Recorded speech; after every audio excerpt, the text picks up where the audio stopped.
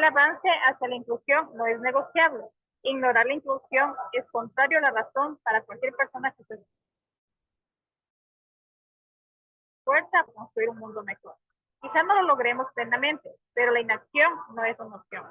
Bienvenidos a nuestro conversatorio en el que abordaremos temas de suma importancia dentro del contexto educativo inclusivo. Esperamos una discusión enriquecedora. Quiero presentar a la licenciada Fernanda Marelis Flor Aldaz, psicopedagoga graduada en la Universidad Central del Ecuador, quien va a compartir desde su perspectiva y experticia acerca de la inclusión y diversidad e intervención educativa para necesidades específicas. Buenas noches con todas, chicas. Muchísimas gracias por la invitación. Es un honor para mí acompañarles en este tema tan importante y oportuno, sobre todo.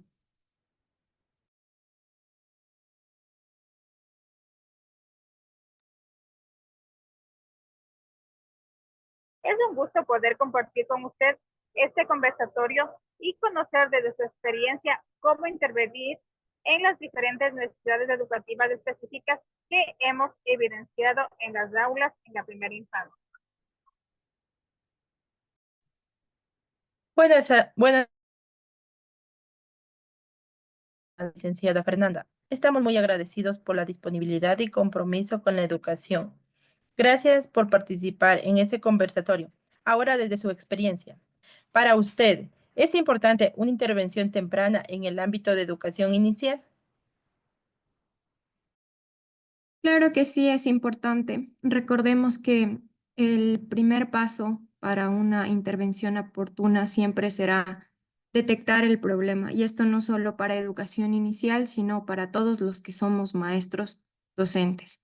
Mucho más si tenemos la oportunidad de enseñar y de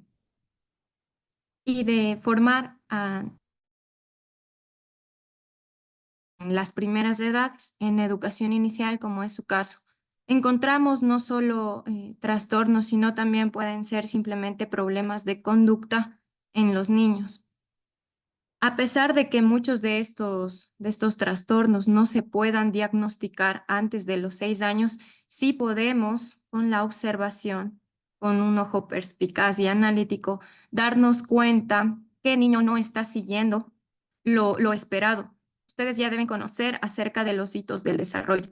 Saben a qué edad tienen que caminar, a qué edad tienen que empezar a hablar, a qué edad empiezan a socializar y qué tipo de juegos deben de tener los niños tanto de 2, 3, 4 y 5 años. Entonces, claro que es importante una intervención eh, temprana y más que todo oportuna, saber qué debo hacer porque no es una receta, ¿no? Lo que hago con el uno probablemente no me sirva del todo con el otro. Debemos conocer a nuestros estudiantes. Buenas tardes, licenciada Fernanda. Entonces, si no existe una intervención temprana, ¿a largo plazo se va a evidenciar dificultades en su aprendizaje y desarrollo? Efectivamente, pongamos un ejemplo. En estos últimos años, yo he tenido la oportunidad de darme cuenta que hay una especie de, se podría decir, retraso en el lenguaje de los niños. Antes nosotros esperábamos que hablen más pronto y ahora lo están haciendo al contrario, más tarde. Sin embargo, esto no significa que no comprendan instrucciones, no para todos, sino que hay un retraso en el lenguaje oral, pero comprenden las instrucciones y las órdenes que les damos. Ahora, esto nos podemos dar cuenta en las aulas de inicial. ¿Qué pasa cuando un niño no llega con el lenguaje articulado a primero de básica? ¿Qué pasa cuando un niño no logró las destrezas cuando entra a segundo de básica? El proceso lector se va a ver comprometido. Un niño, no sé si lo hayan escuchado, lee y escribe como habla. Entonces, ¿qué podemos esperar de un niño que no tiene desarrollado o articulado bien el lenguaje? Hay que hacer algunas diferencias importantes también en qué pasa con el niño que aparte de no tener lenguaje oral articulado, no comprende instrucciones. Ahí ya tenemos un problema. Entonces, puede ser que tenga un problema de agudición o de comprensión del lenguaje mismo. O puede ser también un problema de conducta. Ustedes seguramente han escuchado, es que parece que no oye, le digo y no me hace caso. Entonces, también depende mucho la metodología que estamos aplicando. Así que respondiendo a la pregunta, sí, el problema no desaparece si es que no le hacemos caso, sino al contrario, se agrava. Si no intervenimos a tiempo, se agrava. Y tenemos niños en segundo, tercero, cuarto de básica que todavía no identifican el abecedario, que todavía no comprenden conceptos concretos de cálculo, de aritmética.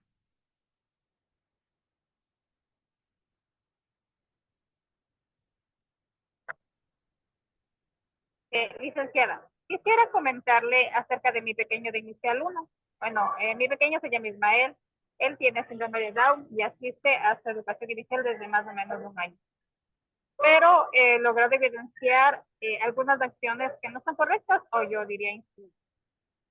Ismael, cuando va al baño, pues cuando no se está atento de él, suele tomar su orina, coger su orina o embarrarse en la cara.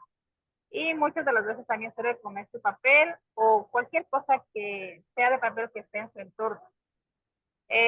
Usted, de acuerdo a eso, ¿cómo puedo abordar esta situación si es que el niño ya aparentemente está en una estimulación y terapia?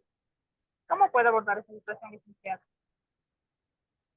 Bueno, al final dijiste algo muy importante. Si el niño ya está asistiendo a algún tipo de intervención, de sesiones terapéuticas, tú tienes que trabajar. Nosotros como docentes o psicopedagogos tenemos que trabajar de la mano de los psicorehabilitadores.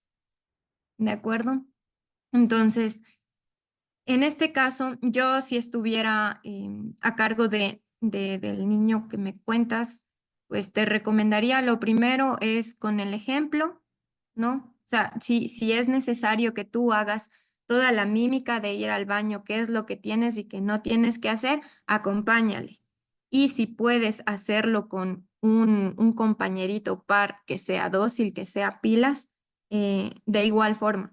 Es que no implique, ¿no? Poner en riesgo la integridad de cada niño, eso sí, hay que tener mucho cuidado con eso. Entonces, además de eso, esa es la estrategia 1, ser de modelo. Haz lo que yo hago, repíteme, cópiame, ¿ya?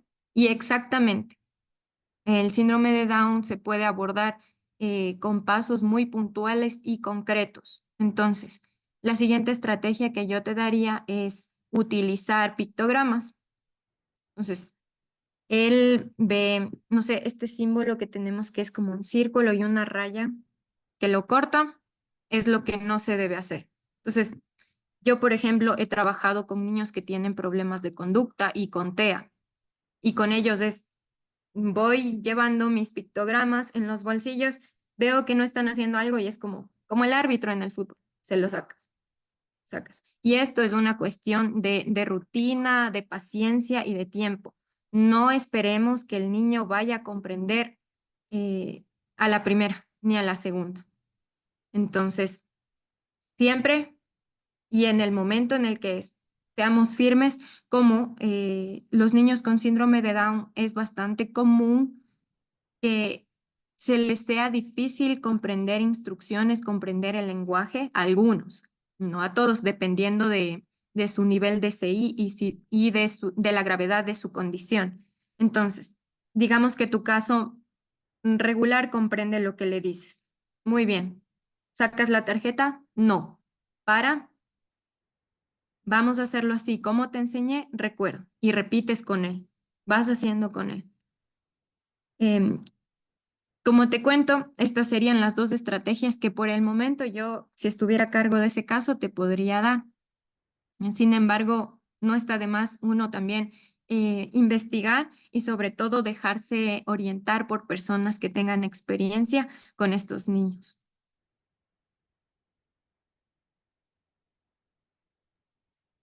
Buenas tardes, estimada licenciada. De acuerdo al reglamento de la LOEI, Capítulo 2, artículo 153, inclusión educativa. La inclusión educativa responde a la garantía del ejercicio pleno del derecho a una educación de calidad a través del acceso, la permanencia, el aprendizaje, la participación, la promoción y la culminación de niños, niñas, adolescentes, personas jóvenes y adultas en el sistema nacional, en todos sus niveles y modalidades, respondiendo a la diversidad y ambientes educativos que proporcionen un bienestar físico y emocional, con especial énfasis en población de atención prioritaria. De acuerdo al artículo mencionado, ¿cómo se puede abordar las áreas cognitivo, afectivo y psicomotriz en el estudiante en su intervención temprana?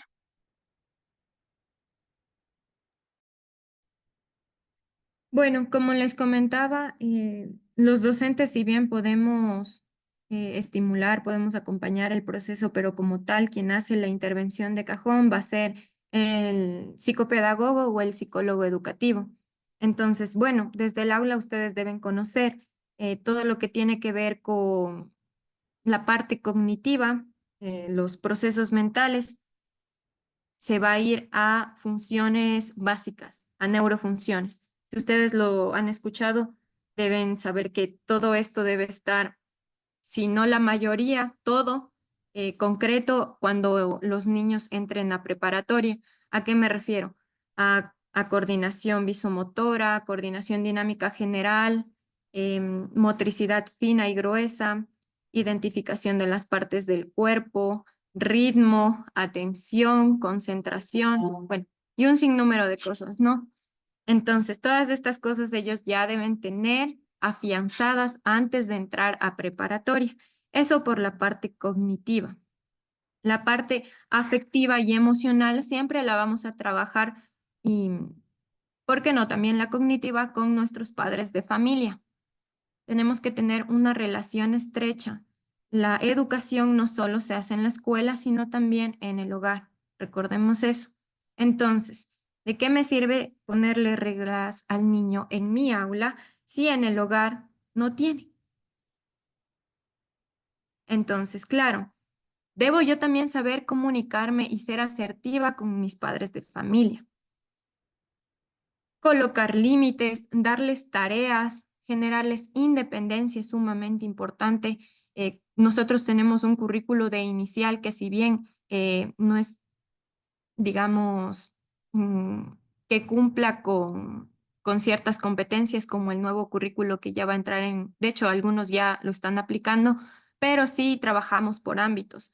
Todos esos ámbitos, pues los debemos trabajar también con la familia. ¿De acuerdo? Entonces, en la escuela, ¿cómo podríamos trabajar el ámbito afectivo emocional? Educando con paciencia, con cariño, con mucho respeto, no infantilizando ni tratando como adultos a nuestros niños de la primera infancia. Recordemos la forma en la que les hablamos, ¿sí? Y también cómo les tratamos, qué gestos hacemos, cómo nos expresamos delante de ellos. Muchas veces nos olvidamos que también son personas y que si bien pueden estar correteando, jugando, conversando cerca nuestro, siguen escuchándonos y viéndonos. Somos uno de los ejemplos más cercanos que tienen a seguir, uno de los modelos más cercanos que tienen a seguir. Entonces, si ve que yo me enojo con mi coordinadora, y que empiezo a discutir qué esperamos que haga el niño cuando está molesto. Lo mismo, empezar a alzar la voz, mover los brazos, tirarse al piso. Entonces, claro, también tenemos que ser un ente firme al que el niño se pueda sujetar para autorregularse. Esta palabra también es muy importante porque pensamos que en lo personal, yo considero que los niños pequeños sí pueden lograr autorregularse ellos mismos, pero con las herramientas necesarias. No les voy a decir que no hagan una pantaleta o que no hagan berrinches. Eso, de hecho, es parte de su desarrollo. Sin embargo, hay que estar muy atentos cuando esto se salga de lo normal. ¿Sí? Eso por un lado. Y bueno, la parte cognitiva, ustedes son las expertas y siempre será una estimulación oportuna multisensorial que me ayude a trabajar todos los sentidos y todas las áreas que necesito tener afianzadas para cuando pasen de nuestras manos de inicial. Ya, estimada licenciada, quisiera plantearle otro ejemplo con mi mismo alumno. Lastimosamente, él tuvo un trauma por parte de su primera terapeuta de lenguaje. No estamos tan al tanto del contexto de la situación, pero sabemos que hubo agresión. Ya, de acuerdo a esto, ¿usted me recomienda tratar primero su socioemocionalidad o hacerlo trabajar de las actividades diarias? Porque recordemos que a raíz de bueno, le comento que a raíz de este trauma, pues prácticamente a él se le prohíbe algo y se orina a raíz de este trauma. Antes no era así. Más o menos desde unas 3 semanas ha desencadenado en que algo se le prohíbe y Ujú. A ver, según te entendí, se entrecortó un poquito. Hay un caso de un niño que sufrió agresión y que a cualquier negativa el niño se orina, ¿verdad? ¿Correcto? Ya, entonces sí entendí bien. Verán, ahí necesitamos igual, o sea, trabajo con los padres. Si ya fue alejado del agresor, sumamente bien, es lo importante, ¿no? Y empezar a trabajar con el niño. Eso ya es terapia psicológica. Entonces, claro, nosotros como docentes, ¿qué tenemos que hacer? Colaborar con el psicólogo infantil. Y bueno, tener muchísimo tacto cuando le vamos a decir las cosas. Lo que yo siempre utilizo es como colocarme al nivel suyo, o sea, si necesito hincarme, arrodillarme, no solo me agacho, me hinco con él. Hago contacto físico si el niño me lo permite. Si se empieza a retraer, preferible no le toco, porque ¿qué significa? Cuidado, no me toques, me hace sentir incómodo. No queremos incomodar más al niño, queremos darle confianza, queremos hacerle saber que estamos ahí. Entonces, las reglas no siempre tienen por qué ser negativas y obviamente voy a poner un ejemplo. Si este niño quiere salir a jugar y está lloviendo y está haciendo frío y viento, obvio se va a resfriar. Entonces, le voy a decir que no. Pero ¿cómo le digo que no? Me inclino, hago contacto con él, le explico. Muchas veces pensamos que los niños no van a comprender nuestros argumentos lógicos, ¿no? Oye, afuera está lloviendo, está haciendo frío, luego te vas a enfermar, pero sí es importante explicarles. Así ellos no lo comprendan a la primera y puede ser que haya una rabieta en ese momento. No, es que quiero salir y yo quiero hacer lo que yo quiero, lo que te estoy diciendo. Entonces tenemos que explicar y a eso iba cuando les dije poner límites, ¿no? Si afuera pasa esto, te vas a enfermar, luego va a suceder esto, te va a ir peor. Es como lineal, no es complejo de entender que para toda acción hay una consecuencia.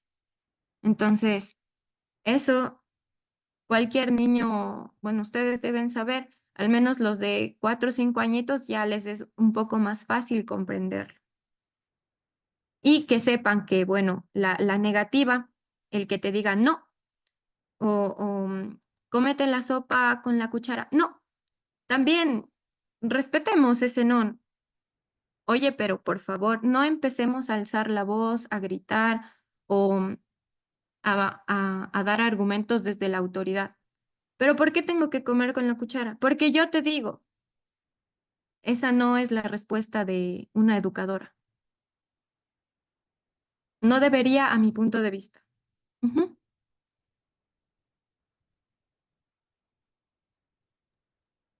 ¿Cómo se cumple la intervención educativa en necesidades educativas especiales en el marco de lo que determina en la LOEI? Bueno, tenemos leyes, sí, tenemos reglamentos, tenemos la LOEI, la Constitución, el Código de la Niñez y la Adolescencia. Ahora, si conocemos la ley, nos podemos respaldar, nos podemos defender a nuestros estudiantes. Y si no conocemos, ¿qué? La pregunta es, ¿cómo aplicamos, verdad? Es la pregunta. ¿Cómo hacemos cumplir la ley? Yo considero que siempre hay que trabajar en equipo y que antes de aplicar la ley hay que conocerla sumamente bien. Entonces, ese sería mi consejo y mi respuesta. Conocer bien, tanto para defendernos a nosotros mismos, a nuestros estudiantes si estamos en algún conflicto, apuro, tener ese respaldo de que me puedo amparar en esto. Y si tengo que aplicar algo, pues para eso nos formamos, de hecho, 4 o 5 años, nos preparan para hacer cumplir lo que está establecido en un documento legal. Sí, que ahora ya no se llaman adaptaciones, por ejemplo. Ya no existe el grado 1 y grado 2, solo existen adaptaciones y esas son las de grado 3. ¿Por qué? Porque trabajamos con DUA. Bueno, pero ¿dónde dice eso? Bueno, pero ¿cuándo nos compartieron? Y si no nos compartieron, yo estoy en la obligación de revisar y educarme. No esperemos siempre que la institución educativa nos diga, vengan, por favor, capacítense, 1 horita no más de eso. No, es responsabilidad nuestra y nuestro compromiso como docentes siempre estar capacitando. Ujú.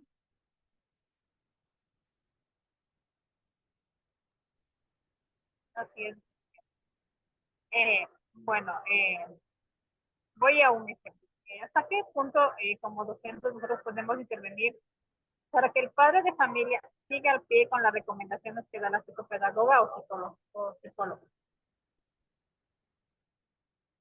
Bueno, ahí ya sería trabajar con DESE o con Departamento en Atención a la Inclusión, ¿no? Ellos son organismos que tienen muchas más funciones y por ende tienen competencias y poder de hacer tal cosa. Nosotros como docentes cumplimos con informar a DESE y aplicar las recomendaciones, las sugerencias que me hayan dado. Como les comentaba, bueno, en inicial no se hacen adaptaciones, pero en caso de los demás subniveles sí, ¿no? Entonces, acatar esas disposiciones, tomar en cuenta las recomendaciones, si tengo que adaptar mi planificación, lo hago. Y sí hago un seguimiento al padre de familia. Cuando viene a dejar al niño, ¿cómo le va? ¿Qué fue? Ya me trajo esto, verá que le mandé. Dígame cómo le está yendo con las recomendaciones que le enviaron. Si está cumpliendo, ya, pero ¿cuándo va a ver? Ya, pero ya le sacó cita. Entonces, claro, todo eso nosotros no podemos imponer. De hecho, desde el departamento de ese ODAI no podemos imponer. Simplemente hacer anticipos. Anticipos y claro, va a llegar un punto en el que si no hay una buena respuesta del padre de familia y es urgente, sí se le va a hacer un llamado de atención.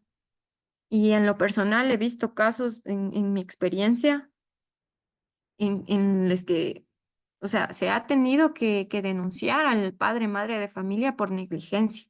Entonces, no se preocupen si no cumple, ustedes preocúpense por informar a la autoridad competente de lo que está pasando. Y también fijarse súper bien en sus estudiantes. Hay niños que llegan sucios, o sea, parece que no les mandan ni lavados la cara con el uniforme como quiera, o sea, no les mandan ni comidos, no duermen bien, se llegan a dormir en el aula. ¿Qué pasa?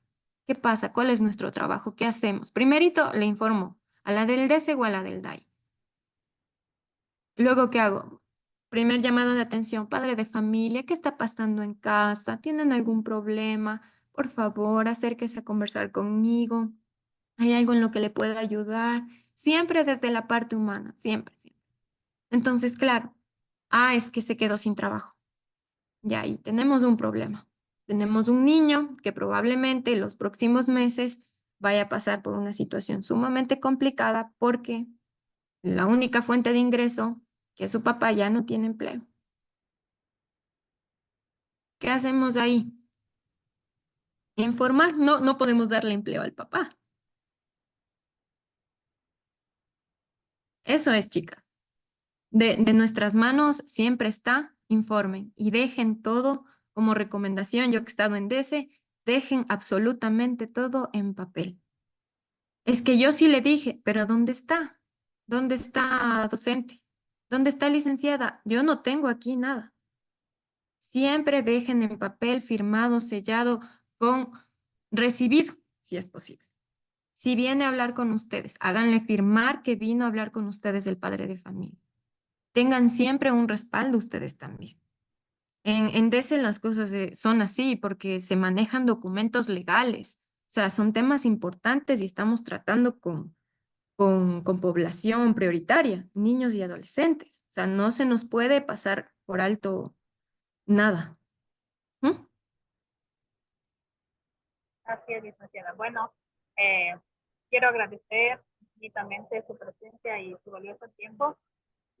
Todo lo que hemos compartido en este conversatorio ha sido de esta importancia que es muy enriquecedora a mucha carrera. Sin más que decir, y muchas gracias a mis compañeros participantes. Buenas noches, licenciado. Muchísimas gracias, chicas. Espero haberles aportado algo. ¿Qué pasa?